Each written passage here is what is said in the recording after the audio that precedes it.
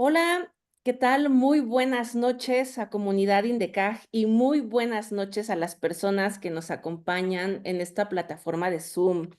Les invitamos a que compartan la liga de esta transmisión, vengan para Zoom, vengan para Live, súmense a esta transmisión, por favor, porque estamos dando inicio a este gran programa de miércoles, que ustedes ya saben, todos los miércoles por la noche estamos aquí con ustedes en el programa Voces del Derecho y agradecemos particularmente a INDECAJ, a la Rectoría y a controles técnicos de esta institución la cabida que nos dan para que justamente podamos compartir con todas ustedes, personas estudiantes y amantes de las distintas ramas del derecho, platicar sobre temas interesantes y siempre con invitados e invitadas especiales, poder escucharles, conocer sus opiniones y sobre todo que recuerden, por favor, que todas estas intervenciones de nuestras invitadas e invitados especiales, se hacen desde el ámbito de la academia con independencia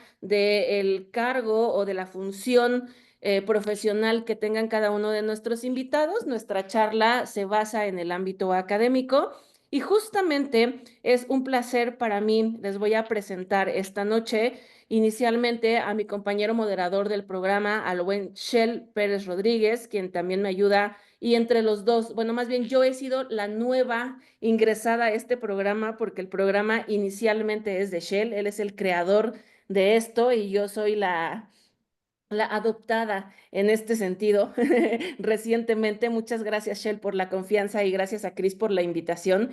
Y fíjense que en esta ocasión tenemos como invitado especial a Efraín Fausto Pérez.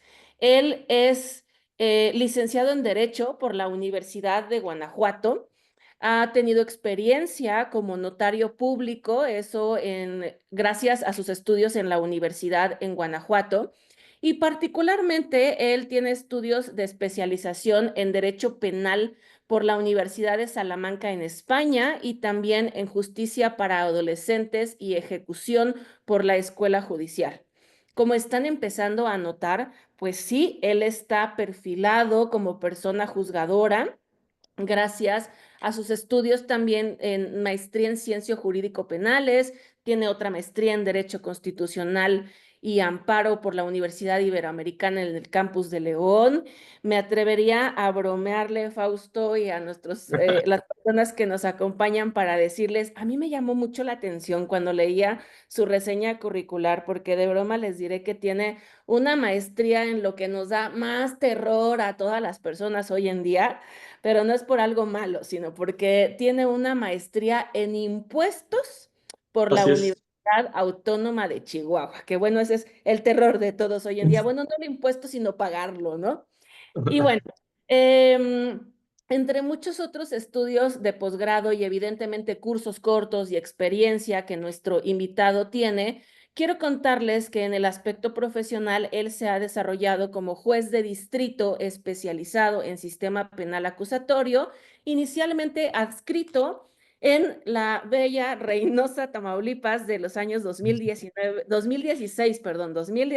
a 2019, y desde el año 2019, pues eso, es juez de distrito en sistema penal acusatorio, pero ahí también en la hermosa ciudad de Guanajuato, en el estado de Guanajuato, y que es a donde actualmente pues él se desempeña. Tenemos un súper tema esta noche porque este tema se ha titulado Actos de Defensa. Y justamente, estimado Efraín, nos encanta que hayas seleccionado este tema para compartir esta noche, porque en la comunidad Indecaj, la mayoría de las personas que nos escuchan justamente se dedican a esta re difícil labor de la defensa. Claro que también tenemos ministerios públicos, asesores de víctimas, policías, otros perfiles, pero comúnmente los tips que esperamos, la clase que esperamos, estos lineamientos que esperamos en el ámbito académico son en cuanto a los actos de defensa. Así que te damos la bienvenida a INDECAJ. Efraín, muchísimas gracias por aceptar estar con nosotros en la apretada agenda de lo que significa el despacho de una persona juzgadora. Pero bueno, ya basta de nosotros, basta de introducción y estamos ávidos de aprender. y de que nos cuentes, por favor, por qué cuando se preseleccionó el tema para esta charla fue el de actos de defensa. ¿Qué podrías decirnos al respecto? Fíjate, Ishel, fíjate, Alma, que para mí, cuando me empezaron a contactar Ishel y tú, en relación a esta plática, me di cuenta que o sea, hay tres partes: fiscalía, juez y ministerio público.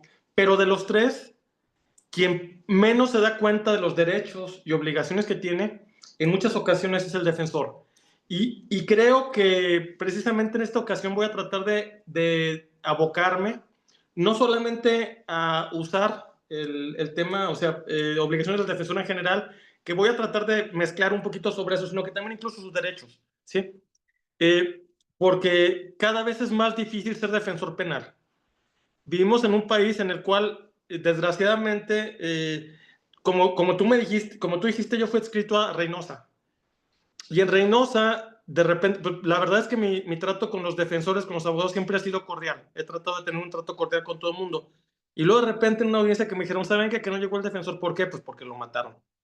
Y luego otro más, y cosas así. O sea, temas que tienen que ver con... me han tocado cuestiones muy difíciles, que voy a darles algunos tips a los defensores sobre qué tienen que hacer en caso de que sientan alguna amenaza o qué va a pasar. Porque realmente una cosa que yo tengo muy claro es que cada quien tenemos una vocación diferente. En este mundo no todos tenemos la misma vocación, ¿sí? O sea, hay gente como ustedes que tiene vocación por enseñar, por dar la oportunidad de que otras personas conozcan, y a mí me encanta también enseñar, es parte de eso. Hay quienes tienen vocación para ser juez, y el ser juez requiere ciertas aptitudes y ciertas características. No es que de repente estemos experimentando y mezclando, pero también el ser litigante requiere muchas, pero muchas características que no todo el mundo las tenemos.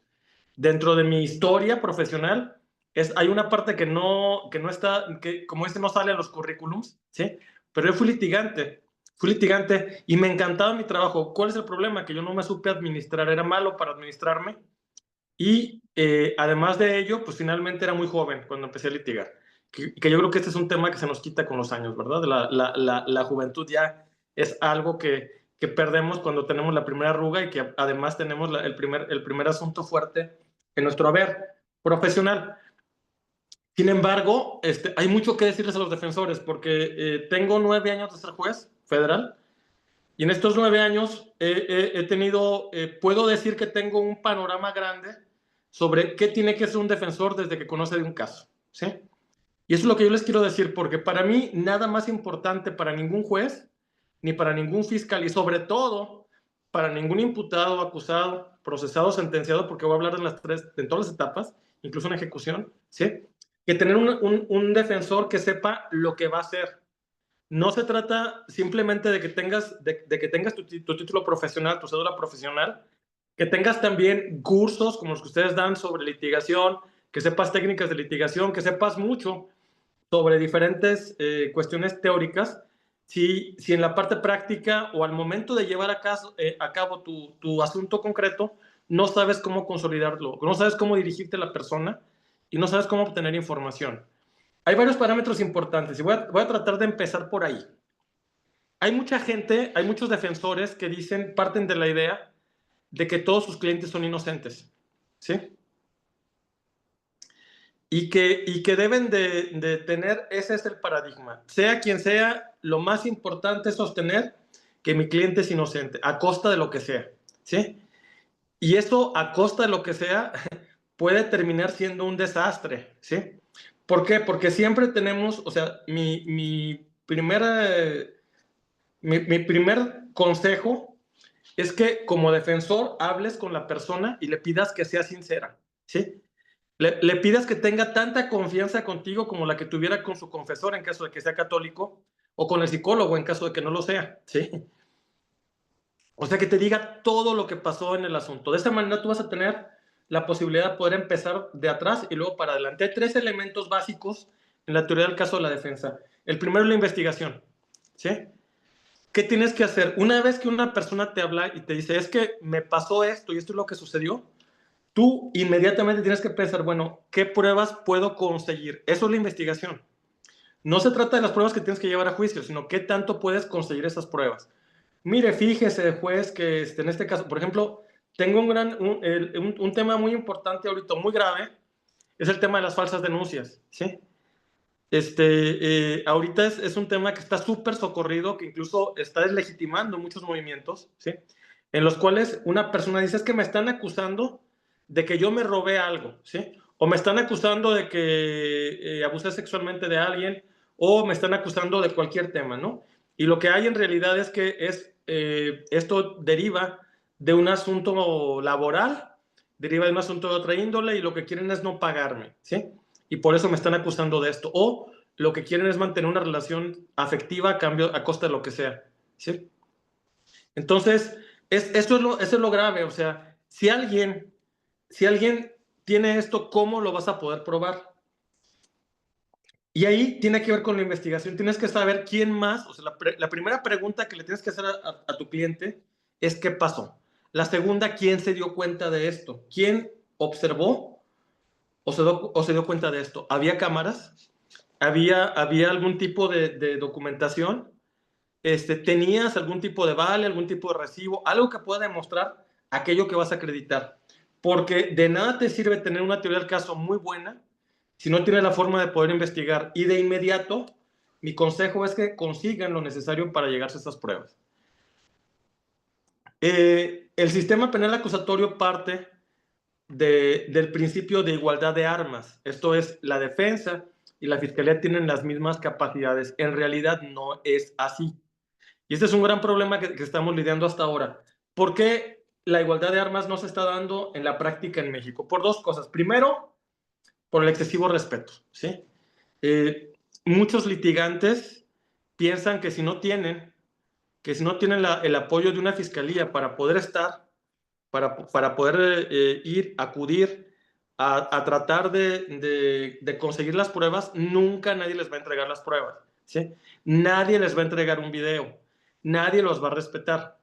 Por favor, compañeros litigantes, el primer punto es, para igualdad de armas también se tienen que empoderar, que es mi idea, empoderar, o sea, empoderarse como defensores, y sepan que ustedes, siendo abogados, pueden acudir ante una persona, ante una empresa o lo que sea, y decirles, oye, yo necesito este video. Ahora, les van a decir, es que para que lo pueda tener, entonces necesito tener una autorización, ¿sí? Pueden ustedes acudir a la fiscalía y solamente pedirle que les expida la autorización para que les den este video, pero a ustedes que les den este video. Porque el otro gran punto por parte de los derechos que tiene la defensa es que los actos de defensa no son generales, ¿sí? Lo que ustedes investiguen no se lo deben de dar, no son cartas que le tienen que descubrir inmediato a la fiscalía y que pueda perjudicar a su cliente, ¿sí? Sino que por el contrario, ustedes tienen derecho de que se van a reservar lo que tengan de esos videos, que les van a entregar exclusivamente a ustedes, y solamente van a llevar a juicio aquello que les convenga o no, ¿sí? Y al final de cuentas, ya cuando tienes un parámetro general, saber qué teoría del caso vas a tener que enarbolar, ¿sí? Tenemos dos teorías del caso básicas en tratándose de defensa, la teoría del caso activa y la teoría del caso pasiva. En la teoría del caso activa tú vas a decir que las cosas sucedieron de otra forma. En la teoría del caso pasiva lo único que vas a decir es que no está acreditado, más allá de todo razonable, lo que la fiscalía pretende. Aquí, en este punto, defensores tienen a su favor la presunción de inocencia. ¿Qué es la presunción de inocencia? Que tanto en prueba como en argumento, la fiscalía tiene que estar más allá de toda duda razonable. No tiene que haber ninguna duda en el juez que deje algún velo para poder decir que las cosas no fueron de esa forma. Tiene que estar todo totalmente acreditado. Por el contrario, si ustedes se van a hacer cargo de una defensa activa, ahí sí se tienen que comprometer a investigar, a probar y a litigar su teoría del caso, ¿sí? Porque no solamente basta con que ustedes conozcan y tengan una teoría del caso que es veraz conforme a lo que les dice su cliente. Toda teoría del caso tiene que tener un sustento en la investigación y también en la capacidad de prueba, ¿sí? Por tanto, Aquí vamos a empezar con las obligaciones del defensor. ¿Qué obligaciones tú tienes como defensor? Primero, preparar el caso. El mejor defensor, hay una palabra que utilizan ahorita los jóvenes que significa que las cosas las dejas para después, ¿sí? Que estás diciendo, oye, mañana hago, mañana hago. No, como defensor no puedes hacerlo. El mejor defensor es el que rápido se mueve como si fuera un león tras una presa y de inmediato puede conseguir aquello para poder obtener las pruebas necesarias. Ese es el mejor defensor. Entonces, necesitan ustedes de inmediato, cuando les llegue el caso, tratar de saber qué van a poder conseguir, investigar, saber qué es lo que tienen que encontrar, de dónde lo tienen que encontrar y sobre todo, qué tanto es factible que se los puedan dar. Aquí, en este momento histórico en México, tenemos varios problemas al momento de investigar por parte de los defensores. El primero de ellos es la indolencia, ¿sí? Estamos acostumbrados a que todo el mundo dice, es que no, porque si yo te doy mis cámaras, van a venir los que te hicieron un daño, los narcos o la persona que puede ser peligrosa y nos va a poner en peligro a nosotros, nos va a hacer algo. Aquí también ustedes tienen que atender y apelar a la solidaridad social. Es muy importante que empecemos a generar solidaridad social. En México tenemos un gran problema. Sí es cierto que hay una crisis de casos que no están judicializados. Hay mucha impunidad. Efectivamente, hay mucha gente que es culpable y nunca llega a los tribunales. Pero también hay lo otro, que es el acusar porque la defensa no tiene pruebas, ¿sí? Y aun y cuando tu teoría del caso sea muy clara, si no tienes pruebas, pues no vas a poderlas llevar, ¿sí? Entonces, ahí es el caso de que ustedes elijan qué teoría del caso hay. Y su teoría del caso se la tienen que dar a conocer. O sea, primero, el cliente tiene que venir con ustedes, ¿sí? Decirles todo lo que pasó, cómo pasó y demás. Ustedes con eso tienen que darse un tiempo para investigar, pero un tiempo básico. Tienen que saber qué van a destacar. De hecho, yo aconsejo en los despachos que siempre, si son dos o más abogados, un abogado sea el que lleve a cabo la carga de la defensa y otro la carga de la investigación, porque acuérdense que no pueden hacer lo mismo. Quien es investigador no puede acudir a juicio como litigante. Entonces, desde que empiezas la investigación tienes que prepararlo, ¿sí? Lo idóneo, lo idóneo en este sentido es que también existen cuerpos de investigadores, ¿sí?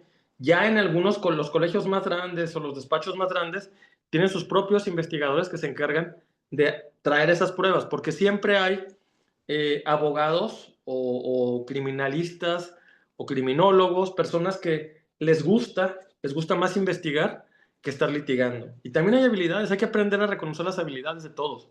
Hay gente que es excelente litigando, que tú los ves y son muy, muy buenos litigando, pero al momento de enarbolar una teoría del caso dices, ¿qué pasó? ¿Qué teoría del caso tan fea me trajo? ¿Sí? O sea, no te convence. Y eso tiene que ver con esta parte, con la parte de investigar, ¿sí? Finalmente, la investigación, déjensela a los investigadores y una vez que el investigador les diga, ¿sabes qué? Esto se puede probar o no se puede probar. La primera pregunta que tienen que hacerse como defensor es ¿qué pasó? ¿Sí? Y eso se los va a decir su cliente. Hay que confiar en su cliente, sí, en la medida de lo posible. Porque también siempre van a tener elementos concomitantes que les puedan dar a entender que su cliente está mintiendo. ¿Cuáles elementos concomitantes tienen? Uno de ellos es cuando los contrata la familia. Oye, te contrata la familia, te contrata la esposa. ¿Ustedes creen que las personas les van a decir la verdad? Claro que no. O sea, en muchas ocasiones ellos lo que quieren es que ni la familia se entere. Y para ellos tú eres una extensión de la persona que lo contrató. Entonces, si partimos de ahí, tengan esto en cuenta. No van a tener una versión clara, pero traten de tenerla en forma íntegra. Y sobre todo, que el cliente confíe en ustedes. Yo he sostenido, o sea, de hecho les pregunto a las personas, ¿a quién designa como su defensor? Y ya señalan quién es su defensor. La segunda pregunta que les hago, ¿confía en él? ¿Le ha expuesto su caso tal y como es? Sí, porque la confianza es muy importante. Les voy a decir una cosa, el papel de defensor se basa en la confianza, ¿sí? Es muy, muy importante. Y cuando alguien pone en ti tu confianza, esto que te da es algo que no tiene precio, ¿sí? pero no tiene precio para el otro, pero también es un hipercompromiso para ti. ¿Qué implica? ¿Qué implica cuando alguien te da su confianza? Pues que tienes que respetar esa confianza de tal forma que puedas hacerla y cristalizarla en algo que produzca efectos, ¿sí? Entonces, si el cliente confía en ustedes, les platicó su caso y se lo señaló, entonces díganle ustedes, es que necesito saber qué pasó para poderlo investigar. Y una vez que ustedes van con su investigador y saben las pruebas que tienen, le van a decir, ¿sabes qué? Tu teoría del caso se puede probar o no se puede probar. Y esto no solamente es para el caso de los defensores, esto también pasa para la teoría del caso de las fiscalías. También pasa para los asesores jurídicos, ¿sí? Que en ocasiones puedes tener una teoría del caso muy, muy clara, pero que no la vas a poder probar. Y en este caso, más vale decírselo a su cliente, ¿sabes qué? Esto no se va a poder probar. Y si no lo puedes probar, entonces tienes que optar por otra salida, o aceptar una salida anticipada o incluso un abreviado. Que también hagan esto del conocimiento de las personas. Aceptar un abreviado no significa que estés aceptando responsabilidad, ¿sí? No es una confesión, ¿sí? Es aceptar responsabilidad en la medida en que tú aceptas ser sentenciado por esos hechos. Pero ya la Corte lo dijo, no es una confesión, ni se puede tomar en consideración en otro asunto. En algunos casos a mí me ha tocado que me señalan, oiga, quiero que se tome en consideración como prueba en contra de esta persona la confesión que dieron en el abreviado del otro. No, no puede ser, nadie puede argumentar eso. Ese argumento es totalmente falaz, ¿sí? Finalmente, el abreviado es aceptar una sentencia porque no te queda de otra. Esa es la esencia del abreviado, ¿sí? No, porque lo más importante y el buen defensor, pues el asunto se lo lleva a juicio, ¿sí? ¿Qué tiene que ver con esto? Muchas cosas. El tema, incluso las medidas cautelares, ¿sí? La posibilidad de prueba y las medidas cautelares que le van a requerir a tu cliente. Si las medidas cautelares son tan lesivas que la persona se va a tener que pasar 2 años por lo menos en la cárcel, entonces la gente no va a querer llevar un juicio de ese tipo. Ponle todo el tapete a tu cliente y que tu cliente decida qué va a hacer, ¿sí? Pero sean leales, porque esa es la segunda palabra. Una vez que alguien te dio, primero es confianza y la segunda palabra es lealtad, ¿sí? Una vez que alguien te dio su confianza, tienes que ser leal con esa persona, ¿sí? Es como en una relación de pareja, ¿no? O sea, tú vas y aceptas, o sea, sí me comprometo contigo, ¿sí? Y tú te estás comprometiendo conmigo y quieres tener una vida común por muchos años, ¿sí? Pero si aceptas una vida común por muchos años, yo tengo que ser leal contigo y decirte si voy a tener la misma idea o no, ¿sí? O si quiero tener una relación abierta, otro tipo, lo que sea, pero todo lo tienes que platicar porque es parte de la lealtad. Bueno, eso pasa también, lo de las relaciones abiertas creo que es más nuevo, eso mucha gente ahora, jóvenes, lo están manejando, pero lo más importante es que ustedes sean leales, así como lo es en ese sentido, ser leales con su cliente y decirle qué es lo que le puede pasar, ¿sí? No traten de manejar argumentos que sean obligados, ¿sí? Y mucho menos a costa de otras personas, porque van a encontrar, nunca falta la persona, o sea, oye, yo fui el que traía las armas de fuego ese día, pero sé que mi esposa se echa la culpa de que ella las traía, pero pues la esposa estaba en otro lugar o no estaba en ese momento, o la esposa estaba embarazada, o sea, ¿cómo vas a creer que ella lo hace libremente? Entonces, incluso pensar en eso, ¿sí? No es creíble una teoría del caso en la cual alguien más se responsabiliza si eso no lo puedes probar, o sobre todo si tiene algún tema en el cual siempre te va a quedar dudas sobre lo que está pasando, o por lo menos no vas a generar una convicción plena en el juzgador de que está sucediendo eso. Entonces, una vez que tienes tu teoría del caso, tienes que investigarla y luego tienes que ver cómo la vas a probar. Y ahora sí, una vez que sabes, ahí tienes un argumento sólido, consolidado por estas tres partes. Y las llevas a cabo en los actos de defensa. Miren, me preguntaba Alma, oye, Efraín, ¿qué son para ti los actos de defensa? Les voy a decir, básicamente son todos aquellos que tienen como finalidad hacer válido el debido proceso a favor del imputado, procesado, sentenciado o, en su caso, persona en ejecución, ¿sí?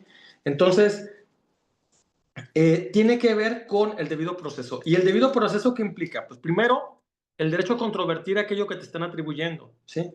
Que es en este caso el oponerte a aquello que están reclamando. En materia penal, la teoría del caso de la fiscalía siempre tiene que ir ligada a la tipicidad. O sea, tiene que ser un argumento que el argumento encuadre en una conducta que el legislador estableció que tenía esta calidad, ¿sí? Entonces tiene que estar siempre cuadrada en eso, ¿sí?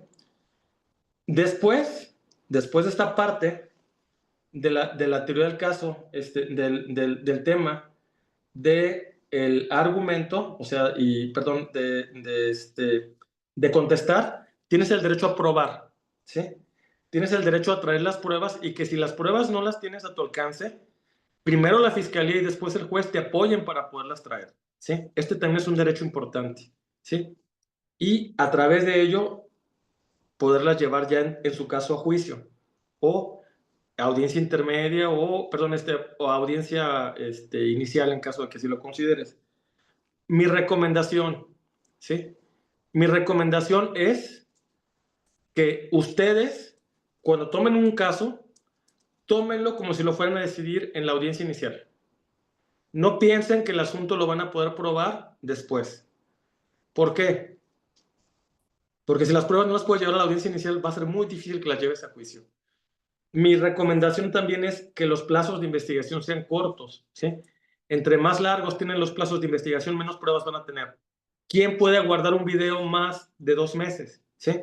Es muy difícil el aparato o el sistema que tenga la capacidad de guardar datos por mucho tiempo. Entonces, de inmediato investiguen, vayan, pidan videos, busquen con los vecinos, ¿sí? Y sobre todo convénzanlos de que tienen que hacerlo porque la justicia es buena para todos. Creo que en este caso, fíjense que estoy convencido que tenemos una crisis en el sistema judicial, pero esa crisis en el sistema judicial deriva de que tenemos una crisis afuera también entre las personas. ¿Y esto a qué se debe? Pues en cierta medida al individualismo. El individualismo ha sido un gran lastre a los demás. O sea, mientras no me cause un problema, pues que corten las barbas del vecino, ¿no? Que el vecino sufra o lo que sea, ¿no? Como dicen por ahí, de que lloren en mi casa, que lloren en la casa del vecino, que lloren en la casa del vecino, ¿no? Entonces, a mucha gente no le interesa el ayudar a las otras personas, pero eso tiene que cambiar, porque necesitamos una sociedad más solidaria, la verdad. Sobre todo, máxime ahora que también incluso la solidaridad se da a través de los medios de comunicación. No solamente a través de redes sociales, que la gente pues trata, las redes sociales también son en cierta medida individualistas, ¿sí? Porque la gente muestra lo que quiere mostrar en redes sociales. Más bien hablo un poquito de que tenemos la posibilidad de poder conocer. Hay tantas cámaras en las ciudades que ustedes tienen la posibilidad que si juntaran todas las cámaras de una ciudad, saber lo que pasó realmente en una circunstancia de tiempo, modo y lugar determinados, ¿sí? Porque hay muchas cámaras. Antes no existía esto, ¿sí? Antes no existía la posibilidad de poder traer estas pruebas. Entonces confíen en ello. Y también vean qué tan válidas son las cámaras para poder acreditar aquello que pretenden. Cuando tienen una teoría del caso activa, su teoría del caso puede ser de dos tipos. Puede ser una teoría del caso exculpatoria, diciendo que las cosas no fueron así, que fueron de otra forma o lo que sea. O puede ser una teoría del caso que sea en relación a que en ese momento la persona no estaba en ese lugar, ¿sí? Y tratar lo que se llama propiamente, lo que sirve para poder desvirtuar la teoría del caso de la fiscalía, ¿sí? Oiga, es que mi cliente no estaba en ese lugar. No es cierto que fuera él, porque estaba en otro lugar, en otra parte, en otro momento. ¿Qué temas tienen cuando utilizan un argumento de este tipo? Que tienen que cubrir todos los momentos en los cuales se refieren a su cliente. Si no los cubren, el argumento es deficiente. Es la gran deficiencia o el gran problema de esta teoría del caso, ¿sí? Pero, sin embargo, cuando no, lo importante es que puedan probar. No solamente probar, también argumentar.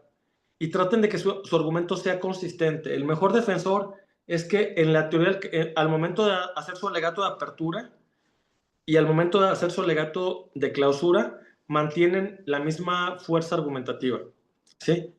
Yo he tenido muchos juicios en los cuales de repente, al momento de hacer sus alegatos de apertura, los defensores dicen, no, señor juez, es que las cosas no fueron así como dice la fiscalía, porque la fiscalía miente. Fueron de otra parte. Entonces dije, me van a traer una teoría del caso, una defensa activa, van a traer pruebas y van a decir que no sucedieron así. Y al final, lo que dicen es que simplemente hay un tema técnico, ¿sí? O sea, eso no es bueno, no pueden irse a pescar. El peor defensor es el que se va a pescar a la sala de audiencias, no pueden ir a pescar a ver qué se le pasó a la fiscalía y a ver qué puedo yo remediar. Que eso les debe de servir en caso de que sea, pero no es algo que le tires a eso, ¿sí? Sí, en algunos casos pueden tener suerte, ¿sí? Pero esa suerte no la van a tener siempre, ¿sí? Y sobre todo tengan en cuenta que lo que les digo, la lealtad con su cliente implica que él sepa que va a pasar y que no tenga sorpresas, ¿sí?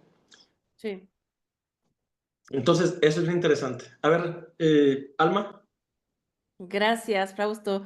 Muchísimas gracias por esta parte introductoria que nos compartes. Has abierto ya la posibilidad de plantear muchos temas y ya tenemos en Facebook Live algunas cuestiones que te quieren plantear sobre de eso. Si quieres, Shell, ahora nos cuentas la pregunta que tiene Ramsés en Facebook Live. Pero inicialmente, Efraín, te quiero comentar, yo me quedé con una inquietud de los aspectos iniciales que comentabas, por ejemplo, sobre la confianza que debe de Ajá. existir entre la persona defensora y el imputado para, pues bueno, poder sobre de eso caminar más adelante de manera correcta y hacer buenos actos de defensa. Te quiero poner en este supuesto. ¿Qué pasa entonces en estos escenarios vergoncísimos, Vergonzosos. donde, ajá, donde el defensor no ha dado las cartas adecuadas en su papel como abogado en audiencia y tú como persona juzgadora tienes que recurrir a la opción de decir, oiga, señor, pues con fundamento en este artículo, usted lo tenemos que pasar a la silla de al lado porque viene el defensor público. Y ahí, por No ejemplo, podemos, ¿eh? Hay un montón de temas, ¿eh? Hay un montón de temas en relación a cómo relevar a una persona de defensa. De es que eso es entrada, a donde te quiero llevar, porque si tú hablabas de que la palabra protagónica es la confianza y ajá. sobre todo, como bien señalas, se supone todo el estudio previo que el abogado ya trae para venir a la audiencia. ¿Y cómo relevas así que venga el público y estas encrucijadas, ¿no? De que a mí me ha tocado ver algunos videos de audiencia, sí como señalas, no tan recientes, pero unos videos que dices, ay, qué estrés, cuando le están preguntando al imputado, le explican al imputado, ¿no? ¿Qué pasa? Y le dicen, mire, tenemos que relevar a su abogado y aquí está el público. Y el imputado se te aferra y te dice, no, señor juez, yo no lo quiero, porque el que traigo aquí al lado es mi abogado de confianza, como usted me lo preguntó, ¿no? Sí, sí, hay un tema muy grave en tratándose de las defensorías públicas. Y eso yo lo he estado argumentando, porque lo que el código establece es que si el defensor de confianza no es tan hábil, lo que tenemos que hacer es traer al defensor público y que exista la defensa técnica por parte del defensor público y el otro defensor continúe estando como persona, como lo que era antes la persona de confianza. Sin embargo, la ley orgánica de la defensoría prohíbe eso. No puede haber dos defensores. Tienen mucho el tema de que usualmente cuando ganan un caso, lo gana la Defensoría Pública. Hay defensores públicos muy preparados y hay defensores públicos que no están preparados. No hay que estigmatizar. Igual que hay excelentes defensores públicos. Si el licenciado Ramsés es el quien pienso de un despacho muy interesante, muy bueno, de acá del estado de Guanajuato, son un despacho que es muy, muy bueno y que saben que los asuntos que tienen ellos es garantía de que la persona va a tener un buen derecho de defensa. A nosotros como jueces nos da tranquilidad. Te voy a decir una cosa, este es un secreto, Alma, ¿eh? No le vas a decir a nadie, ¿sí? No le vas a decir a nadie. Pero para mí, cuando llegan defensores de despachos que ya sé que han tenido asuntos y que son muy buenos litigando, para mí ¿sí? Te relajas y sabes que el caso va a ser un caso puro, no vas a tener problemas ni contratiempos. Problema tienes si de repente tienes un asunto donde Por eso les comento que es muy importante que el argumento sea consistente y que tengan un argumento real y lo den desde que empiezan con su alegato de apertura o desde que empiezan con su argumento en la audiencia inicial, porque eso les da tranquilidad. A mí, problema cuando un defensor, o sea, para mí el peor defensor es que no argumenta nada y que no sabe lo que va a pasar, ¿sí? Que he tenido asuntos, algún asunto que tuve por ahí hace muchos años, esto sucedió no en México, sucedió por allá sí, en un país, creo que Surinam, una cosa así por el estilo, ¿no? En esos países. Que de repente le pregunto a la persona, oiga, ¿sabe los derechos que tiene esta audiencia? Ya habló con su defensor y el defensor le pregunta, ¿sí hablamos? Ah, sí, sí hablamos. Y luego, oiga, ¿tiene derecho usted a declarar? ¿Quiere declarar o no declarar? ¿Quiere declarar? No, ¿verdad? No, no. Sí, sí no, no declare, pues, ¿no? A ver, y luego, ¿qué argumentos tiene en relación a control de detención? ¿Alegamos algo? No, no, o sea, imagínense alguien que le pregunta, o sea, porque puede ser tu mejor amigo, ¿sí? Hay que ver un tema. Si ustedes los contrata a su mejor amigo como sus defensores, pues no es tan bueno, ¿eh? O sea, de hecho, yo siempre he pensado, ni tampoco quieran ustedes defenderse a sí mismos, ¿sí? Yo mismo, o sea, creo que todos, cuando hemos tenido un problema legal, yo no he tenido un problema penal hasta ahora, pero sí, civiles o administrativos o de cualquier otra índole, siempre contrato a alguien. Y contrato a alguien que sea profesional y que sepa que va a resolver el caso bien. Como es el despacho que les comento, que es muy bueno en Guanajuato. Hay despachos muy buenos, o sea, y llegan y tú sabes que si alguien va a esos despachos, el asunto va a tener garantía de que no vas a tener ningún sobresalto como juez. Problema es si no es de esta forma, ¿sí? Entonces, esto da garantía de que las personas también, es parte de la seguridad. Yo creo que la seguridad se demuestra con el cliente y también en la audiencia, con el juzgado, que es parte que te vas ganando. Que la seguridad no tiene nada que ver con lo que conozcas. Hay gente que es súper capaz. Primer lugar en la carrera, con cum laude, todo lo demás, ¿no? Pero al momento en el que se para en una audiencia, no sabe cómo decir las cosas, ¿sí? Eh, ¿Cuál es el tema? Bueno, defensa pública y defensa privada actualmente no pueden estar permeando. Si hay un tema así, si hay dos imputados, lo idóneo es que uno lo tome la defensa pública y otro lo tome la defensa privada, que ha habido muchos asuntos de este tipo y que llegan bien, ¿sí? Pero si no es así, entonces se tiene que ir el defensor particular y quedarse solamente defensa pública.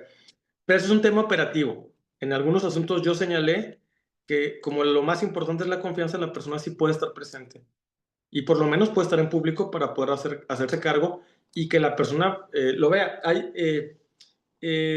Dentro de las audiencias está previsto que nosotros, dentro de la disciplina de las audiencias, el artículo 53 señala que yo los únicos que debo dejar que se comuniquen, y vaya que ni los fiscales, porque de repente llego a las audiencias y los fiscales están entre sí. Cuando son tres fiscales, parece que fuera chisme de comadres, ¿no? Así platicando a ver qué voy a decir y demás.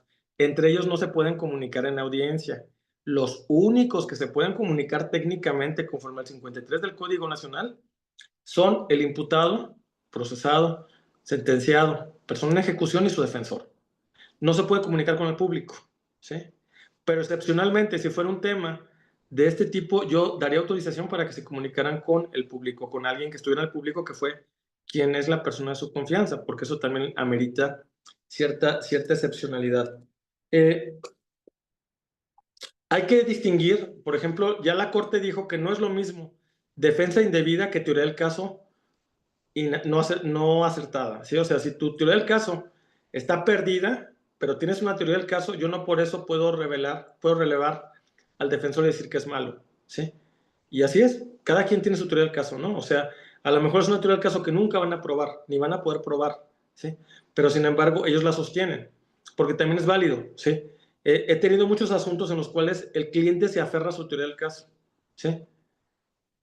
Y el cliente dice, a pesar de que lo mejor que le convenga a la persona es un abreviado, él está convencido de que las cosas no fueron así y lo dice. Fíjense que tuve un caso para mí es, cuando tengas ese caso, defensores, dejen que su cliente hable. porque casi siempre el argumento, o sea, lo que pasa en estos casos cuando la persona sostiene su inocencia a lo más, a todo lo que da, eso se va a notar, ¿sí? ¿Cómo se nota? Pues a través de la posibilidad de que la persona puede interrogar y dirigirse a los testigos, ¿sí? Yo no sé por qué, pero en los últimos casos que me han tocado, yo creo que más o menos como en 1 año y medio, no he tenido ningún asunto donde el imputado directamente se dirija con los testigos. Tuve algunos asuntos muy, muy interesantes en Reynosa, donde de repente el imputado se dirigía directamente a los testigos y les decía, es que no, tú no estabas ahí el día que se metieron a mi casa, ¿sí? El policía que se metió era uno alto y tú estás chaparro, ¿sí? Y aparte tú no puedes haber sido porque tú eres güero y la otra persona era morena. Y además no había mujeres, porque siempre cuadran, ¿eh? O sea, asunto que cuadran, a mí me parece que es para dudar, ¿sí? Iban 4 personas en un carro, ¿sí? Y esas 4 personas fueron detenidas por 4 personas, 4 policías que iban en la patrulla. Y la persona que iba manejando la patrulla es el que detiene al chofer. Y la persona que iba en el lado del copiloto es el que detiene al copiloto. Y la persona que iba en el asiento de atrás es el que detiene a la persona que está en el asiento de atrás. Y que casualmente, si hay una mujer, la mujer detiene a la mujer. A ver, ¿esto pasa en la vida real? Yo creo que también, Efraín, es un argumento que en el Facebook Live comenta Francés. Entonces, ¿por qué tolerar la investigación oscura de la fiscalía? ¿Y por qué no parar entonces cuando se denota a todas luces que son pruebas inventadas? Sí lo hacemos, sí lo hacemos, pero hay varias reglas. Nosotros como jueces tenemos que partir del margen de prueba. Tratándose de audiencia inicial, tiene que ser una prueba indiciaria, ¿sí? Solamente tiene que estar acreditado lo que es los elementos básicos sustantivos del delito y la probable responsabilidad. Y los criterios que hay en todos sentidos son que si tienes duda, es para que se quede en audiencia para vinculación. En juicio es lo contrario, en juicio tiene que ser una prueba más allá de duda razonable. Y ahí sí tienes que ser muy escrupuloso en la forma de poder decidir, ¿sí? Si tienes la mínima duda, lo que procede en ese caso es decretar que no está acreditado la teoría del caso de la fiscalía y que esto es en beneficio de la defensa, ¿sí? Entonces, esto es básico, ¿sí? Es muy, muy importante que lo vean de esta forma. No podemos tampoco estigmatizar, porque el argumento estigmatizante o el argumento general es muy malo, ¿sí? Yo tengo muchos compañeros jueces que de repente dicen, es que todos los policías mienten, y lo manejan como una salvaguarda porque hubo un asunto donde les tocó que el policía mintió. Acuérdense que todo lo que es una estigmatización. Y aquí voy a tratar de irme un poquito a lo que es la criminología. Cuando estudiamos criminología y hablaban de la teoría de Leibel Approach, significa que nosotros ponemos una etiqueta y la etiqueta se la ensartamos a alguien y solamente con verlo decimos, esta persona tiene esta etiqueta, ¿sí? Por ejemplo, y es normal, ¿no? Es común. Por ejemplo, ahorita veo Shell y lo veo güero, digo, ha de ser de Jalisco, o ha de ser de Lagos de Moreno, Jalisco, ¿verdad? Y nada que ver, ¿sí? Pero todos inmediatamente pensamos que todos los güeritos son de Lagos de Moreno. Aquí en León, en Guanajuato eso nos pasa, ¿sí? Por ejemplo, el tema de los tatuajes. En Guanajuato es un gran problema esto, ¿sí? O sea, yo he sostenido que todo el mundo tiene derecho a usar tatuajes. Es parte de tu libre desarrollo de la personalidad. Pero sin embargo, hay gente que están deteniendo porque tiene tatuajes, ¿sí? Simplemente porque tiene tatuajes, ¿sí? Por eso lo están deteniendo. Entonces, sí, hay que tratar de evitar el argumento estigmatizante en todos sentidos, pero también para los policías, ¿sí? Sí se han ganado mala fama. Por ejemplo, en el caso de Guanajuato, y se me hace que es por donde dice Ramsés, hay una parte del estado donde de repente había muchos policías que tenían pues el argumento de que casi siempre llegaban y tronaban casas, ¿sí? Pero esto tendría que verse conforme a la prueba de cada caso concreto, ¿sí? No puedes estigmatizar y decir que el argumento sea general. Hay que recordar que la materia penal parte de la idea de que el caso concreto lo tienes que valorar conforme a las pruebas del caso concreto.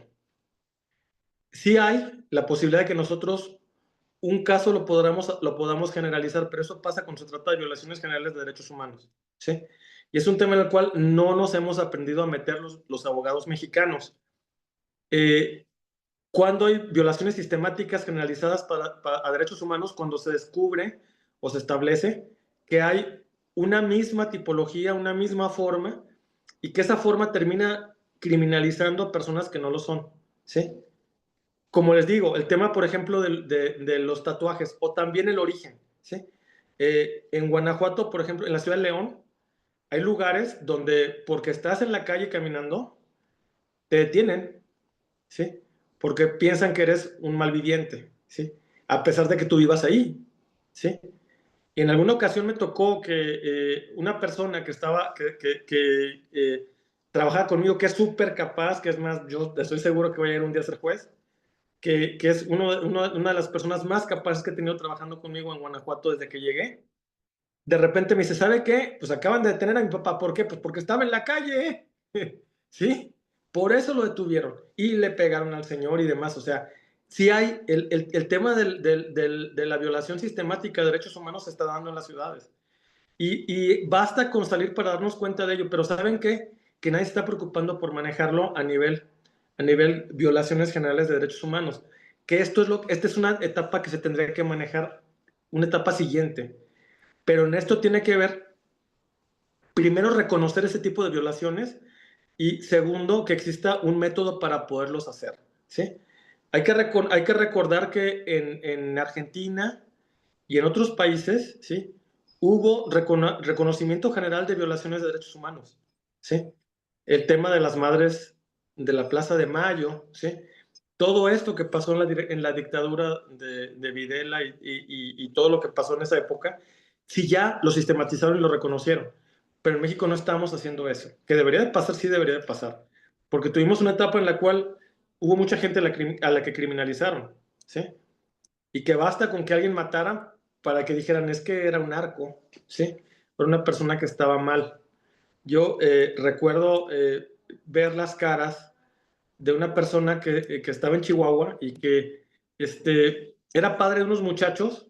Los muchachos iban a llevar a colocar una lápida. Ya ven que hay lápidas conmemorativas. Un amigo de ellos tuvo un accidente en un lugar, en una curva por allá, a la salida rumbo a Parral. Entonces, estos muchachos llevaban una lápida conmemorativa y al momento en el que llegan a la lápida conmemorativa no supieron qué pasó, pero los mataron a ellos, ¿sí?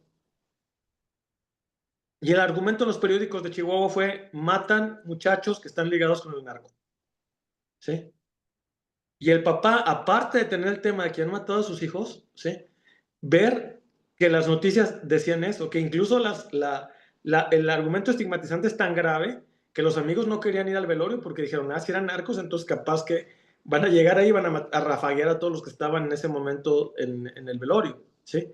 Entonces es un argumento muy, muy lesivo. Cuando lo vi a él y me platicó la historia, dije, es que no puede ser que esto nos esté pasando en este país, ¿sí?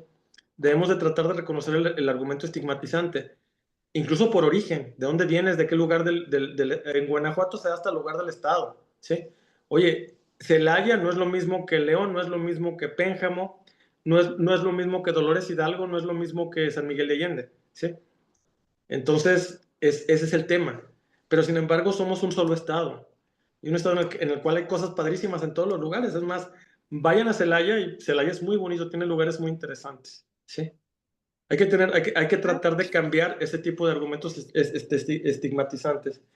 Otro tema que hay. Ok, Efraín, Sí, perdón, sí, y que sí. además de lo que comentas, o sea, lamentablemente pareciera que es un espejo en los demás estados de la República Mexicana, ¿no? O sea, no solamente en Guanajuato, sino en México, este tipo de aspectos, y que lo que nos has dejado ver hasta ahora y que es un tip importantísimo y que ya están escribiendo acá en el chat que te agradecen mucho los tips que están surgiendo sobre teoría del caso y sobre investigación que deben de tener las y las personas defensoras en los casos, porque eso es algo que hemos enmarcado mucho en intervenciones anteriores. De hecho, fíjate que INDECAJ ofrece actualmente los días domingo un curso denominado Actos de Investigación.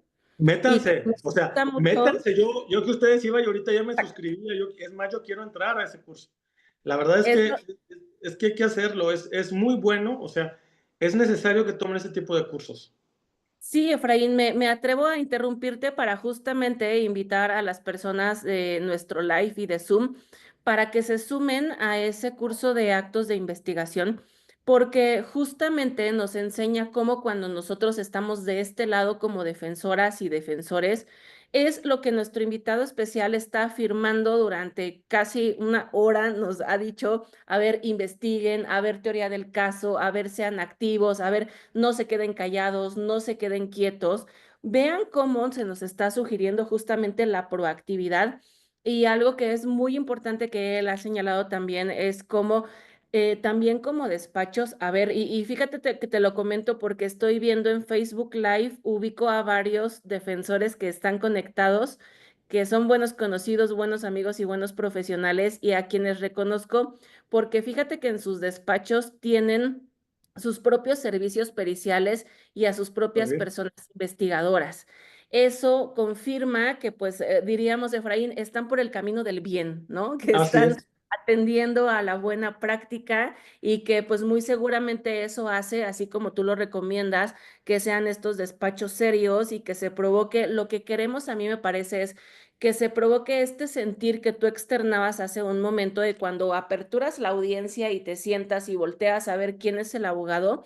Creo que es maravilloso que tú pienses, este abogado está bueno, esta audiencia va a estar buena, esto va a estar a gusto, ¿no? Porque van a haber argumentos de calidad. Así que justamente eso es lo que necesitamos. Pero fíjate, Efraín, que si me lo permites, son las 10 de la noche con un minuto.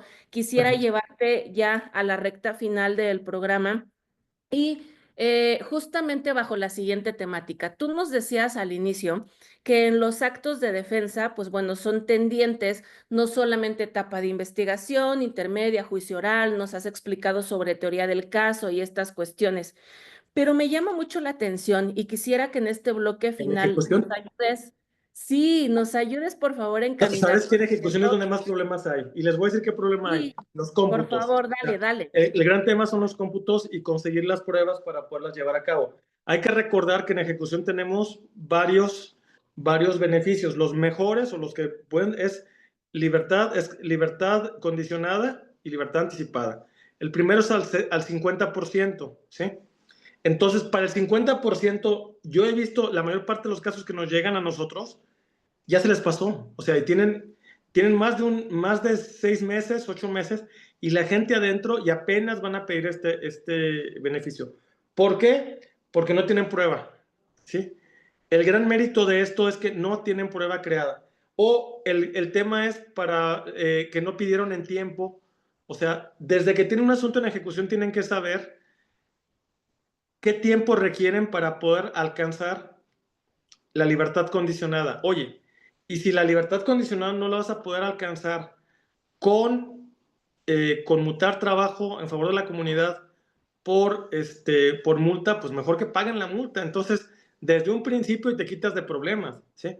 Tratar de que las personas vendan el cochinito, lo que sea, pero tratar de que lo tengan desde el principio para que esto ya quede saldado, ¿sí?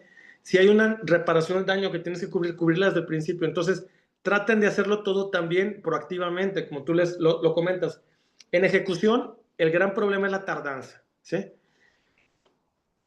Y aquí, por ejemplo, hay varios principios en ejecución. El primero de ellos es que se tienen que cumplir con los 5 ejes de reinserción a que lo da el artículo 18 de la Constitución: trabajo, capacitación para el trabajo, deporte, salud y educación.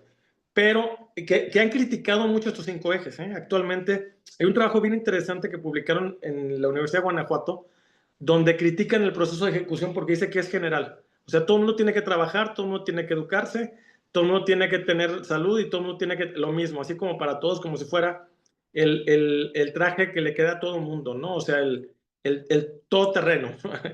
Y no puede ser, porque la verdad es que cada quien, las personas, si algo nos distingue es la capacidad de ser diferentes. Y si tienes, por ejemplo, un profesionista que ya tiene un doctorado, ¿sí? Pues, ¿en qué lo vas a educar? ¿Sí? ¿Cómo vas a cumplir con él en educación? ¿Sí? Si tienes una persona que tiene una discapacidad, un problema para poder, ¿cómo lo vas a poner a trabajar donde solamente tienes talleres de carpintería? ¿Sí? Entonces, ahora, los talleres que tienes son limitadísimos, no estamos hablando de que sean... nosotros, por ejemplo, tenemos un Ceferezo, que es Ceferezo Ocio Campo. Hay listas para poder entrar a los talleres. De hecho, los talleres de Ocampo, para que se den una idea, no son talleres, son fábricas. Son muy grandes, grandes, grandes, grandes. ¿Sí? Son como si fueran naves industriales y ahí tienen muchas personas que están trabajando, pero aún así no se dan abasto. ¿Sí? Porque hay la población carcelaria es más grande que la gente que está trabajando. Tienen teatro y el teatro es tan bueno que en Cervantino, en el Festival Internacional Cervantino, tenemos un día dedicado al Ceferezo de Ocio Campo. ¿Sí? Y los internos, no sabían esto, ¿verdad?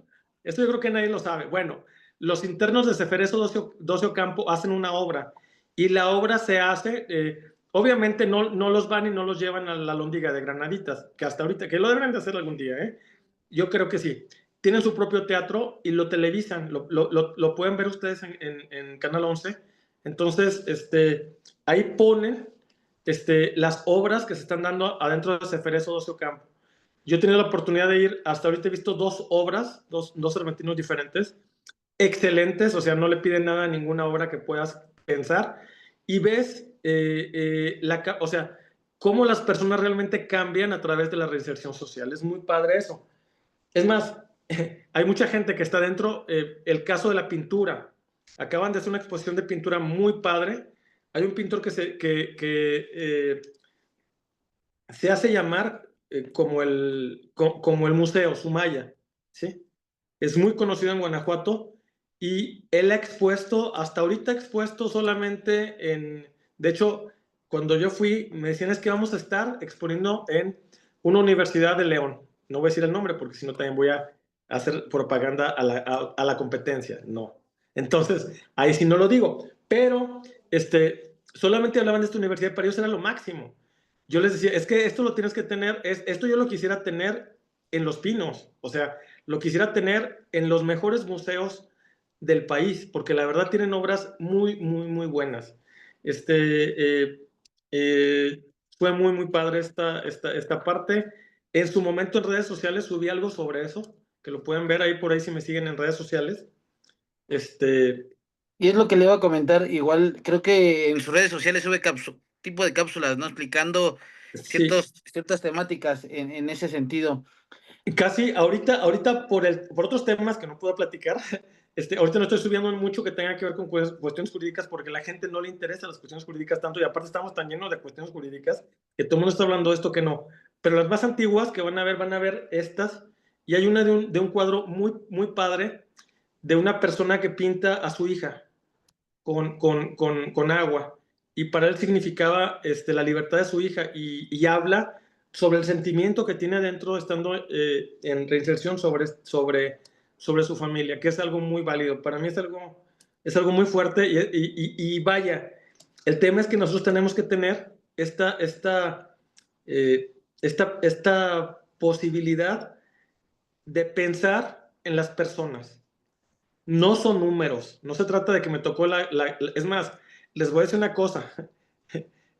Los defensores que me conocen a mí saben que yo nunca veo el número de la causa que estoy llevando, ¿sí? Solamente la veo si es muy vieja o muy nueva, es lo que me interesa, ¿sí? Pero la persona nunca es la causa 15 del 2024, ¿sí? Sino que es la persona a la que estoy hablando, que se me olvidan sus nombres y se me olvidan sus nombres, pero es característica personal que yo reconozco también en la audiencia. Pero trato de decirles y llamarlos por sus nombres. Yo no sé si algunos de los defensores que están por ahí, que les ha tocado litigar conmigo en sala, puedan expresarlo de esa forma. Pero es importante reconocer esta parte. Y también en ejecución, desde que te llegue un asunto en ejecución, ve pensando cómo sacar a tu cliente, compadre. Entonces es importante que te llega, tienes que ver qué va a alcanzar y decírselo, porque, por ejemplo, delincuencia organizada no alcanza ningún beneficio, nada, ¿sí? Pero los demás sí, ¿sí? Y si vas libertad condicionada, entonces tratar de que lo puedan conseguir. Aguas también con los correctivos disciplinarios, ¿sí? Porque hay el criterio malo que si un correctivo disciplinario, por ejemplo, a la persona lo aislaron 2 días, ¿sí? Y tardas en interponer tu recurso los 2 días que la persona estuvo aislada, piensan que ya es un acto consumado y que por lo tanto no pueden recurrirlo a través de la controversia. Recurran a través de la controversia. Yo acabo de tener un asunto en el cual sostuve que como es, al igual que en el amparo, ¿se acuerdan que hay actos consumados con efectos reparables e irreparables? ¿Qué consecuencia hay cuando le impusieron a alguien una sanción disciplinaria? Pues que quede récord y que ese récord se va a tomar en cuenta cuando la persona acceda a la libertad condicionada o la libertad anticipada. Entonces no se queden con ese récord, ¿sí? Aun y cuando ya le impusieron la sanción, sin embargo, hay que quitarlo del récord, ¿sí? El tema, por Hacerlo valer ejemplo, ante... el derecho de defensa cuando se trata de correctivos disciplinarios, que nadie lo hace, ¿eh? Pero en el código está señalado. De hecho, un argumento que me dijeron es que los correctivos disciplinarios administrativos no ameritan derecho de defensa. ¿What? O sea, claro que no. O sea, todos los correctivos disciplinarios ameritan derecho de defensa. Y reclamen los defensores, ¿sí? A sus clientes no les pueden imponer un correctivo disciplinario si previamente no tuvieron la oportunidad de poderlo hacer valer a través del debido proceso, controvertirlo y probar contra eso, ¿sí? Y sobre todo ustedes que supieran y se enteraran de que tuvieron ese correctivo disciplinario. Si ya se los impusieron, recurran a través de la controversia y señalen que no tuvo la posibilidad de poder hacer valer el debido proceso y que como ustedes no estuvieron presentes están entrando apenas. Porque hay que recordar que el tema del derecho de defensa también implica que el cliente no tiene por qué saber los tiempos y los medios de impugnación que son técnicos, ¿sí? Eso les corresponde a ustedes.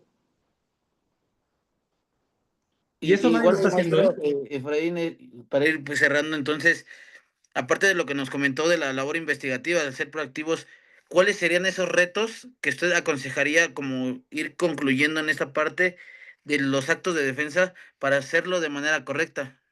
Que sean integrales. O sea, el primer tema es que sean integrales, que si tienes un cliente lo vas a tener que manejar desde que tienes audiencia inicial, audiencia intermedia, juicio y ejecución. Sentencia y ejecución. O sea, finalmente, en todos los momentos, eres un defensor integral. No te olvides de tu cliente, o sea, y sobre todo, traten de verlo desde esa perspectiva. Es el primer punto. El segundo punto que les digo, no regalen su trabajo, ¿sí? No regalen su trabajo porque a ustedes les cuesta mucho trabajo capacitarse, mucho tiempo, y cuando ustedes van y malbaratan un asunto, lo único que hacen es que van a matar a otro abogado de hambre, ¿sí? Porque el buen abogado, pues no le van a caer asuntos, y el abogado, o sea, no es la ley de la oferta y la demanda, es la ley de que todos sean mejores y más buenos y que la gente sepa que el trabajo del abogado cuesta, ¿sí? El trabajo del abogado no es barato. O sea, y vaya, por eso les comento, yo por eso no me animé a quedarme en el litigio, porque no sabía cómo cobrar, era muy malo para cobrar, ¿sí? Entonces, al fin de cuentas, la gente va y tiene el problema y te dice, oiga, ¿cuánto porque me saque a mi familiar del bote? Así como si fuera un, un, un, alcoholímetro, ¿no?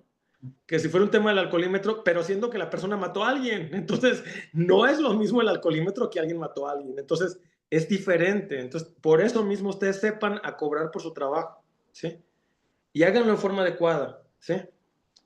Tercer tema, reconózcanse, porque los abogados no son, los doctores se tapan mucho, ¿eh? Tú vas con un doctor y le dices, oiga doctor, fíjese que a mí me hicieron una cirugía y como que la nariz me quedó poquito chuequita y no era lo que yo me esperaba. Dice, no, es que sabe que probablemente lo que hubo es que tuvieron que hacérselo porque era la única posibilidad que tenía, porque tiene un cartílogo. Y entre ellos la idea es que casi nunca quedan mal. En abogados no. Tú vas a ver un abogado y siempre, no, el otro era malo, yo soy el bueno. O sea, ¿cómo? No es cierto. O sea, la verdad es que hay que reconocernos que todos tenemos capacidades, experiencias y posibilidades diferentes, ¿sí? Y sobre todo que formamos parte de un gremio, ¿sí? Eh, el cuarto punto que les quería comentar, cuídense, ¿sí? Si hay un cliente que te amenace, un cliente que a ustedes les diga que les va a hacer algo, inmediatamente pongan una denuncia, ¿sí? Ahí se rompe el secreto profesional, ¿sí? no tienen por qué soportarlo, ¿sí? Porque si van y les dicen, y vaya que hay algunas que son veladas y otras no, ¿sí? Por ejemplo, en algún asunto que va el pariente y le dice, es que yo he orado mucho porque su familia y ustedes estén bien. Tú dices, pero ¿cómo que orando que mi familia y yo estemos bien? ¿Que no vamos a estar bien o qué va a pasar? ¿Sí? O sea, hay amenazas veladas, ¿sí? Entonces, aprendan también a hacer eso. Y sobre todo, la posibilidad de defendernos como gremio, de defenderse como gremio es para todos. Si matan a uno, matan a todos, ¿sí? No se trata de que, este lo mataron porque seguramente, pues, algo de haber prometido mal, ¿sí? Algo de haber hecho mal. La verdad es que yo considero que debería de existir porque el gremio, o sea, los abogados somos un gremio con especiales necesidades de protección. Debería existir así como existe un homicidio agravado tratándose de feminicidio, debería existir un homicidio agravado cuando se trate de abogados, ¿sí? Porque nadie tiene por qué pagar con su vida por su derecho a ejercer su profesión libremente, ¿sí? Eso tendría que ser de esta forma, ¿sí? Entonces cuiden mucho esa parte y cuídense como gremio, porque es lo más importante. ¿Qué me gustaría? Que ustedes fueran defensores y que, al igual como el mandamiento de Couture, el día que sus hijos les preguntaran, oye, ¿a qué me voy a dedicar? Mijo, vas a ser un excelente defensor, ¿sí? Y no que le digan, mijo, no, dedícate a otra cosa porque estar como defensor aquí está bien cañón, está bien peligroso, ¿sí? Andan matando defensores, ve, ¿sí? Entonces, no es, lo más idóneo es que ustedes hagan su trabajo de tal forma que protejan la profesión para ustedes y para las generaciones venideras, ¿sí? Porque eso es lo que necesitamos, tener buenos profesionistas como ustedes y que se estén capacitando a través de cursos tan interesantes como los que dan aquí sus compañeros. También, no solamente investigación, yo creo que también un tema que hace mucha falta preparar es en ejecución. En ejecución estamos muy descuidados, casi nadie se mete en ejecución. Y el tercero, que yo creo que también es importante, aprender lo que son salidas alternativas, lo que son medios de composición, lo que es autocomposición, la posibilidad de poder llegar a soluciones alternas. ¿Cómo hacerlo? Porque la verdad, hacer que tu cliente pacte algo, incluso un abreviado, es mucho más titánico que llevar un litigio en muchas ocasiones. ¿Sí? Entonces, eso también amerita características y condiciones de mediación en ustedes, ¿sí? Y por eso es importante que también lleven cursos de mediación y todo esto para poder llevar a cabo estas salidas. Pues creo que es básicamente lo más importante. Yo me quedaría hablando con ustedes 50 horas más, porque me encanta hablar, ya se dieron cuenta, ¿sí? Y me encanta platicar, la verdad. Agradezco mucho esta invitación, Alma y Excel. Para mí, estar aquí con ustedes es, les digo que hay cosas que hacemos como trabajo y hay cosas que nos gustan, ¿sí? Y a mí esto me gusta, no es un trabajo, estoy feliz, ¿sí? Me voy mucho más tranquilo y estoy agarrando energía de todos ustedes, así como los vampiros. Me la voy a llevar para dormirme tranquilo. Excelente, Efraín. Pues muchas gracias por estos puntos medulares que se han escuchado de parte tuya, tanto al inicio como en esta recta final de los tips que nos dan.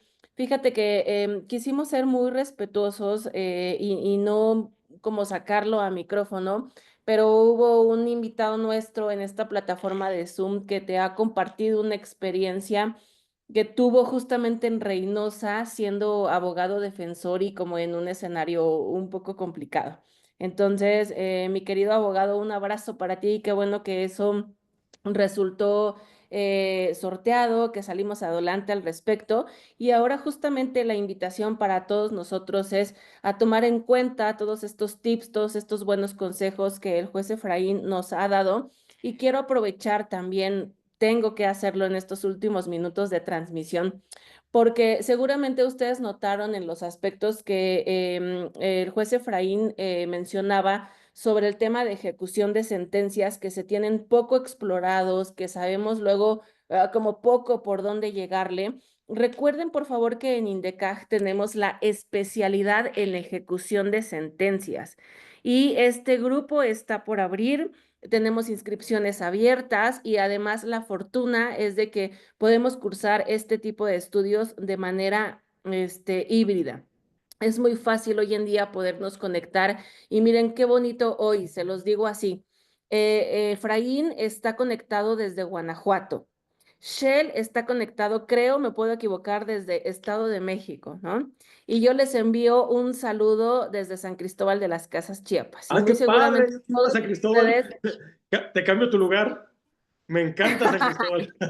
no sé si te lo quiero cambiar, Efraín, pero mejor por acá te espero. Te invito un delicioso café chiapaneco. Se Ah, los sí. invito a todos, porque a eso voy, a que justamente el tema online nos permite, a donde quiera que estemos conectados, poder converger en este debate de ideas y poder aprender, porque justo como tú lo señalabas, Efraín, en la parte final, lo bonito de sumar, lo bonito de aprender, lo bonito de colaborarnos, ¿no? De también abrirnos luego en la parte de la clase y que Shell nos cuente, oigan, acabo de agarrar este asunto, pero tengo este problema en esto, y que juntos, justamente en estos escenarios académicos, vayamos aprendiendo y vayamos mejorando para que, como bien se ha señalado, podamos ejercer actos de defensa. A mí me gustó mucho también que en una parte de tu intervención, Efraín, señalaba sobre la parte ética, ¿no? Porque pues por supuesto que como abogados tenemos que ser bien éticos. A mí me encanta la parte a donde dices que no siempre defendemos a inocentes, ¿ok? No. Esto es como las mamás, ¿no? O sea, no todas las mamás tienen hijos angelitos, no todos son angelitos, pero pues bueno, podemos hacer frente a los distintos escenarios de lo que tengamos. Así que muchísimas Fíjate, gracias. fíjate, Alma, que tengo ahí dos cosas que te voy a platicar. Una de ellas, un abrazo al abogado de Reynosa, que dice que tuvo un tema de seguridad. Y segunda, en algún asunto también en Reynosa, hubo una mamá a la cual la persona logró condena condicional y no lo regresó. Fue con el muchacho y nos dijo, ¿sabe qué? Este muchacho se sigue drogando. Métalo a la cárcel, porque lo prefieren en la cárcel a que lo maten. Entonces, o sea, creo que tenemos que tener esa idea. Hay que ser padres responsables. Si van a ser padres, sean padres responsables. Porque, y también dígaselo a la familia, porque todo el mundo decirá, no, es que mi hijo es un angelito. Pues perdóneme, pero no. Y más vale que su hijo, si es culpable, se quede adentro. ¿Sí? Me han preguntado mucho eso. Me dicen, oiga, es que usted se compromete a algún tema de absolución. Dije, no, si alguien es culpable, se va a quedar adentro. ¿Sí? Lo único que yo le puedo garantizar es un debido proceso. Y por eso es lo que tenemos que estar abogando todos los días y por tener una buena profesión y por podérsele heredar a nuestros hijos. No les vamos a poder heredar mucho, o sea, ya tenemos problemas con el planeta, hay mucha contaminación, muchas cosas, ¿sí? Pero sí hay que heredarles una buena profesión, ¿sí? Gracias, Alma, gracias, Ixchel, y un abrazo muy grande a todos desde Guanajuato, ¿sí? Me encanta Guanajuato también, vengan a Guanajuato, está muy bonito, ¿eh? Está muy padre, los va a recibir aquí con los brazos abiertos. Muchas Claro que gracias. Chiapas también tiene lo suyo, ¿verdad? Sí, seguro te vemos a lo más en el Cervantino por ahí. Gracias por estar en Indecaj. Muchas gracias a todas las personas que nos acompañaron esta noche. Y mi querido Shell, tenemos en ti la despedida de esta noche. Gracias también a ti por acompañarme esta ocasión. No, gracias a ustedes y creo que igual están poniendo publicidad de los cursos que tiene, el cursos intensivos que lo acabas de mencionar de actos de investigación. Agradecer al maestro Efraín por la disponibilidad. Ya pasamos más de la hora, 1 hora y media y sabemos de su agenda apretada y muchísimas gracias a la comunidad que está atentos a estos programas de Voces del Derecho. Un honor estar contigo, maestra Alma. Gracias, Saludos. hasta la próxima. Buenas noches. Buenas noches.